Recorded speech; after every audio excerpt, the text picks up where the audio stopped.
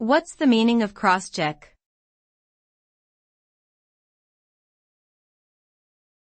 Cross-check.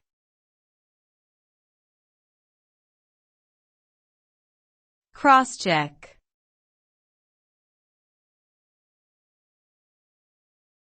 Cross-check.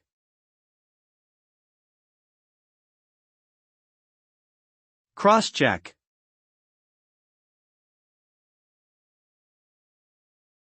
Cross-checking refers to the process of verifying or confirming information by comparing it with independent sources. It is a method used to ensure accuracy and reliability in a particular field, such as scientific research, financial analysis, or security screening. The result of a cross-check should reveal any inconsistencies or errors in the original information, allowing for corrections to be made and increasing confidence in the final outcome. By utilizing cross-checking methods, individuals and organizations can reduce the risk of making mistakes and improve the overall quality of their work.